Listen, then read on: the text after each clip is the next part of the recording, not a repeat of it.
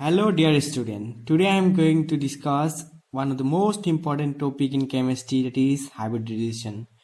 Here I am not going to tell you what is hybridization. Okay, here I am just going to tell you how you can calculate hybridization, or you can find the hybridization of any compound in the minimum effort. Okay, by this method you can find out how many lone pair is there, how many bond pair is there. Okay, what is the shape, what is the geometry. ठीक है, there is many tricks and tips available in YouTube, but I think you can also follow these tricks. Okay, तो चलते हैं कैसे ये निकालना है.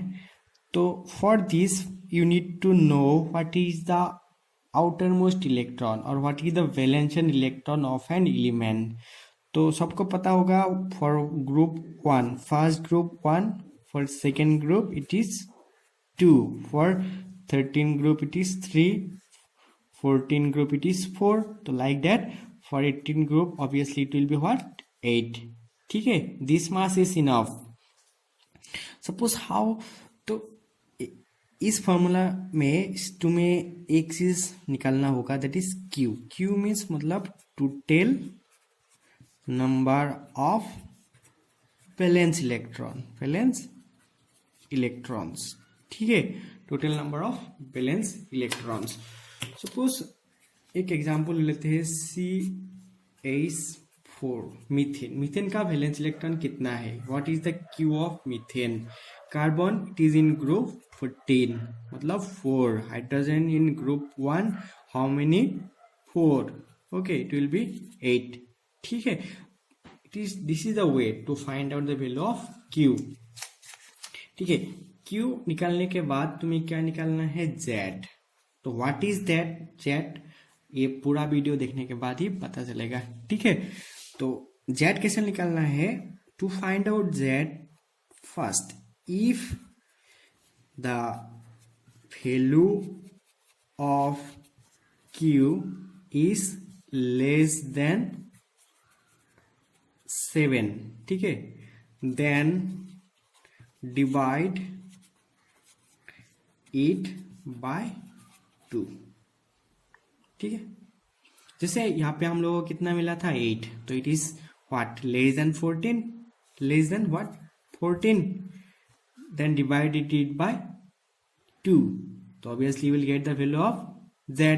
It will be what, 2, 4. Again, if the value of q is, if the value of q is less than,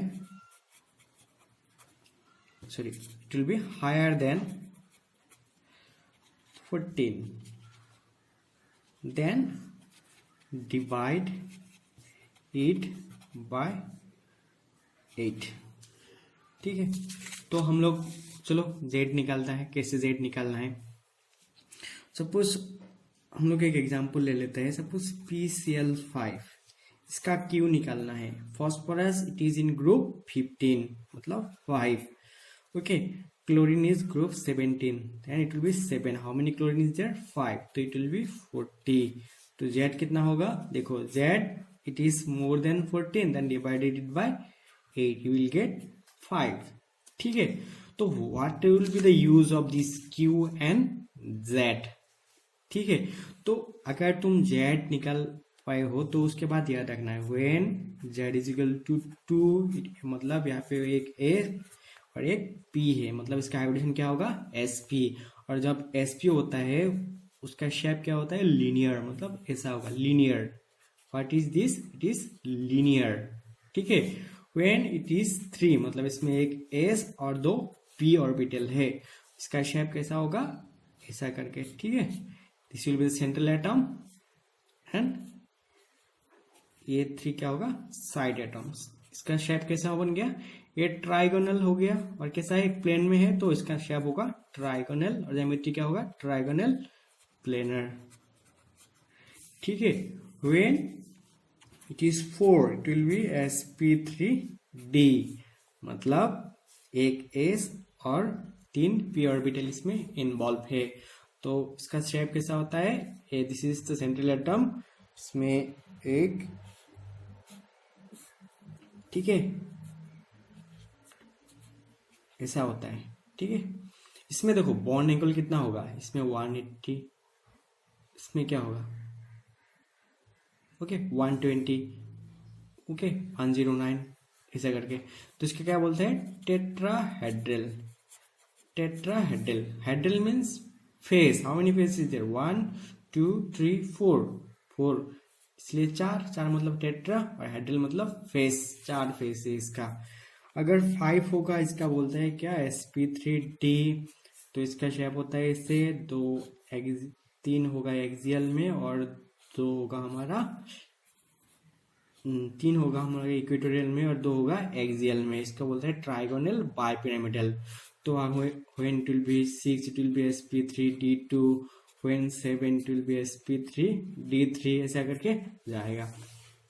I think you all of know this, ठीक है। अभी हम लोग कुछ रियल लाइफ एग्जाम्पल लेके देखेंगे कि मतलब कैसे इसको निकालना है, ठीक है। तो चलो फास्ट एग्जाम्पल ले लेते हैं।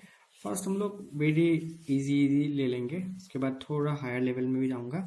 तो पहले ले लेते हैं CH4, ठीक है। CH4, देखो इसका Q निकालो, Q कितना होगा, 4 + 1 × 4 = 8, ठीक है। And it is what, less than 14, तो divided by 2 you will get what, 4। तब हम लोग को क्या मिला था, 4 मतलब एक S और 3 क्या है, P है। तो इसका क्या होगा, हाइब्रिडेशन sp3, ठीक है।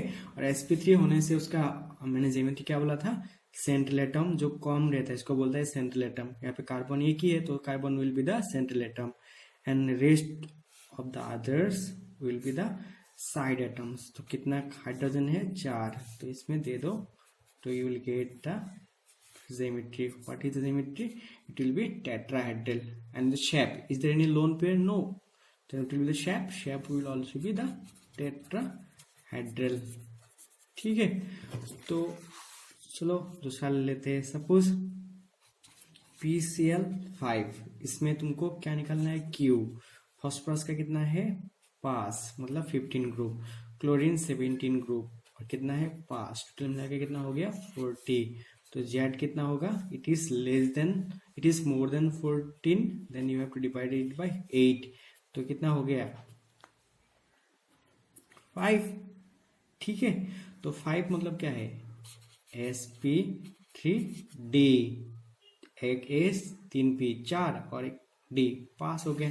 तो sp3d, तो sp3 का शेप मैंने क्या बोला था, देखो first of all what is the central atom, central atom is the phosphorus, ठीक है।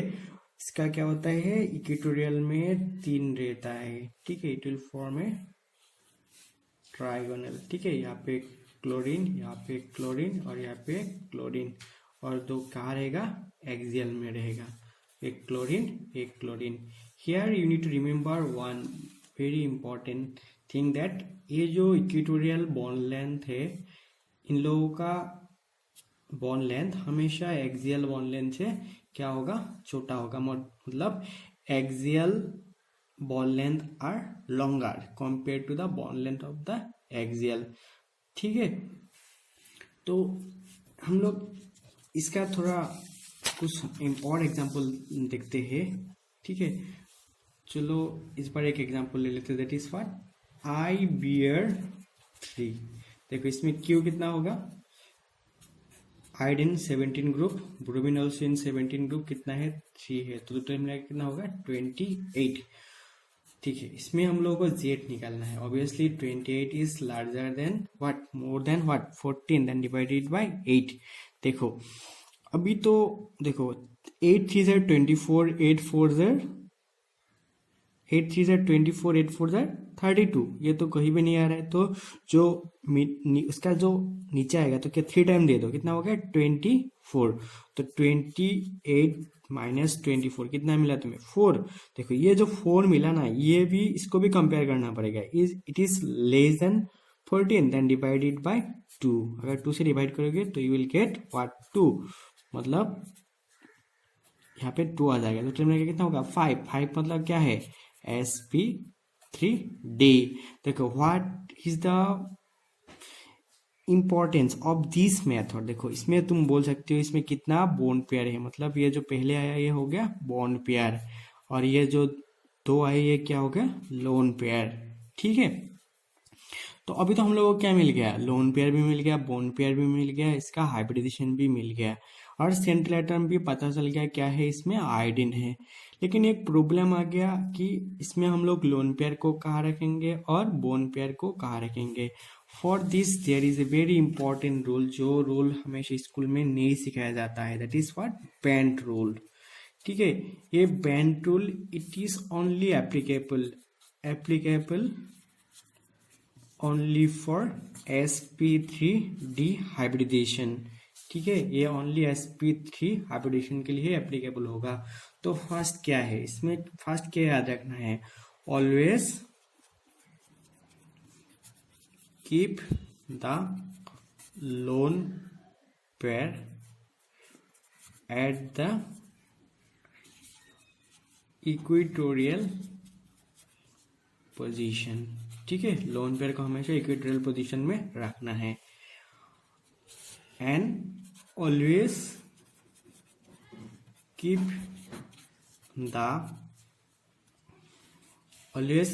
The most electronegative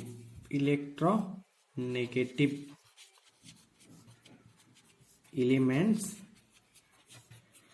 at the axial position। why? okay, why? इसलिए क्योंकि हम when we will keep it at in the respective position, in this respective position, then there will be minimum repulsion। ठीक है, then there will be minimum repulsion।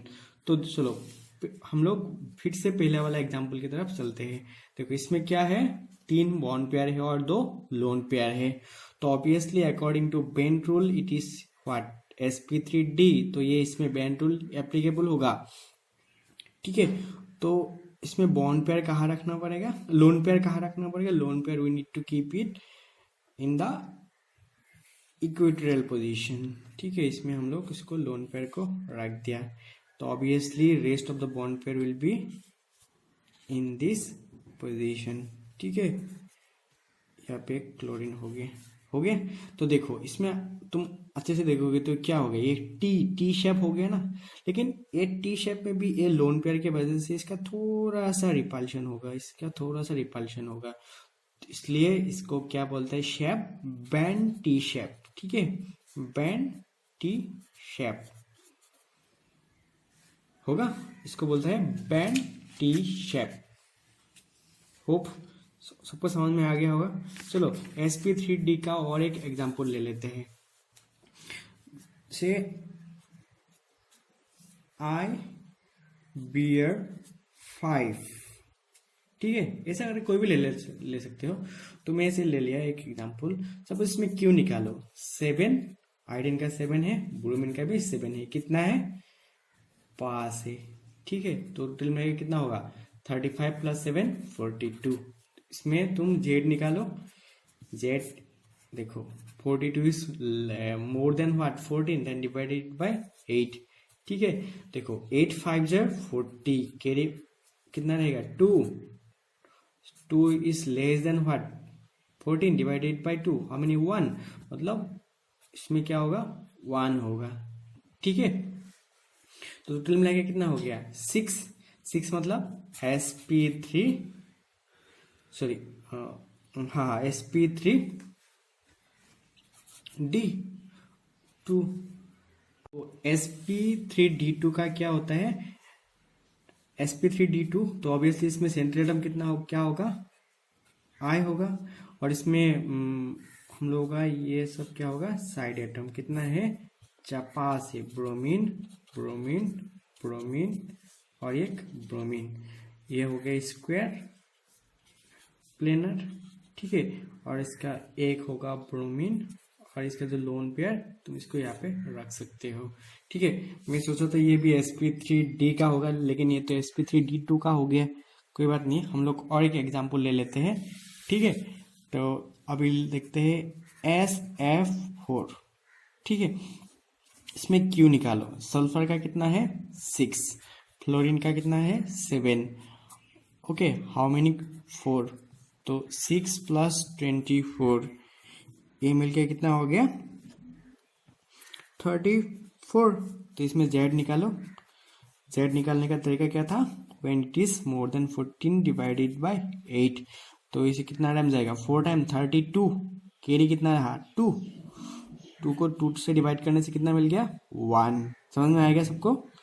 8 4 32, लेकिन 32 34 से छोटा है। कितना छोटा है 2 कैरी रह गया। कैरी को फिर से हम लोग 2 से डिवाइड करना है, तो कितना मिल गया 1।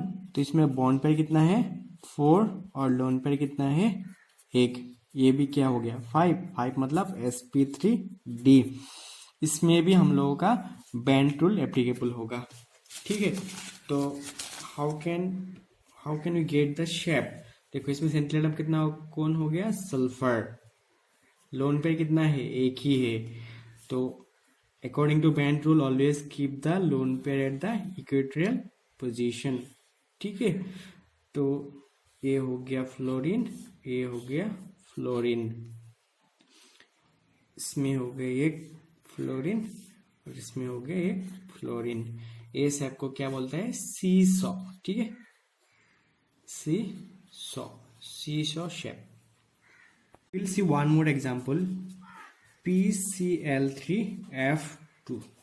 ठीक है, इसमें भी हम लोग बैंड रूल यूज करने का ट्राई करेंगे। ठीक है, इसमें क्यू निकालो। फॉस्फोरस का कितना है 5, क्लोरीन ग्रुप 17 मतलब 7 × 3।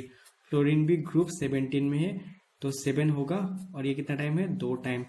तो निकालो 5 + 21 + 14, तो टोटल मिला के क्या होगा 5 + 21, ये क्या हो गया 5 + 21, ये हो गया 26। 26 + 14 मिल गया 40। ठीक है, तो अभी हम लोग को Z निकलना है। How to calculate Z, the formula is when it is more than 14 divided by 8, तो यू विल गेट 5। ठीक है, और 5 हो जाने से ये क्या होगा sp3d। तो sp3d, इसमें कोई भी लोन पेयर नहीं है, सारा क्या है बॉन्ड पेयर है। बट यहाँ पे एक ही प्रॉब्लम है, क्या इसमें 2 टाइप का एलिमेंट है, एक है क्लोरीन और एक है फ्लोरीन। तो इसमें भी बैंड रूल एप्लीकेबल होगा। कैसे, देखो इसमें P तो क्या हो गया सेंट्रल एटम हो गया, तो ऑब्वियसली इसका शेप कैसा होना था ऐसा होना था, ऐसा ही होना था। तो अकॉर्डिंग टू बैंड रूल्स का जो 2 नंबर रूल था, always keep the most electronegative at the axial position. तो फ्लोरीन यहाँ पे होगा। ठीक है, और क्लोरीन यहाँ पे हो जाएगा। ठीक है, तो this is all about band rule. Now we'll see one more example, that is XeF2. XeF2, xenon difluoride. What is with the hybridization? तो Q निकालो। xenon it is group 18, fluorine in group 17, तो 7, तो 8 + 14 equal क्या हो गया 22। तो इसमें Z निकालो। ठीक है, Z निकालने का तरीका क्या है, when it is more than 14 divided by 8, तो ये कितना टाइम हो जाएगा 2 टाइम 16। ठीक है, 16 हो गया। देखो तो 22 से अगर तुम 16 सब्सट्रैक्ट करोगे, you will get what, you will gate 6। देखो ये 6 भी क्या है 14 से छोटा है, तो again you divide it bye 2, you will get what 3। मतलब इसमें 3 लोन पेयर होगा और 2 बॉन्ड पेयर होगा। तो what will be the hybridization 5 मतलब sp3d। ठीक है, sp3d। तो what is the central atom xenon, और according to bent rule always keep the lone pair at the equatorial position. तो कितना है 1 2 1 3, इसमें होगा फ्लोरीन, इसमें हो गया फ्लोरीन।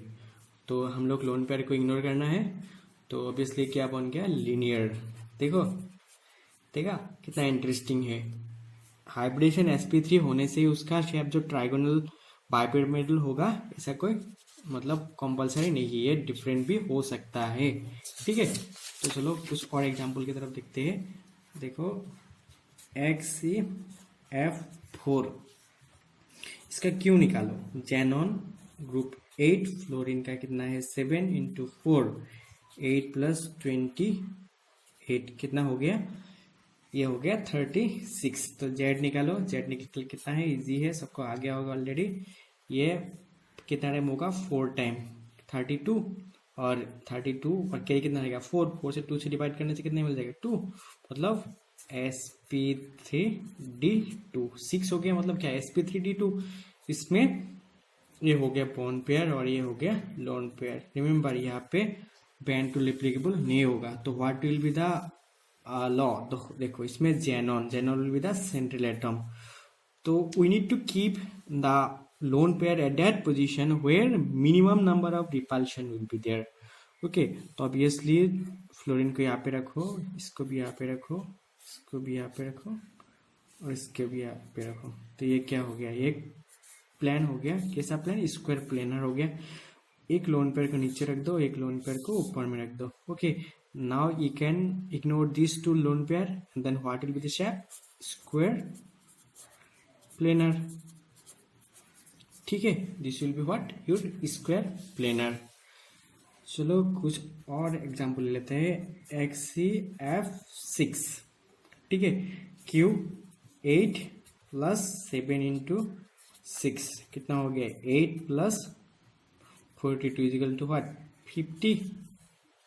तो Z क्या होगा, 50 को 8 से डिवाइड करो, ये कितना हो गया 6 टाइम्स 6 8 से 48, और यहाँ पे 1 होगा क्योंकि 48 से 50 से 48 सब्सट्रैक्ट करने से यू विल गेट 1 को 2 से डिवाइड करने से यू विल गेट व्हाट 1।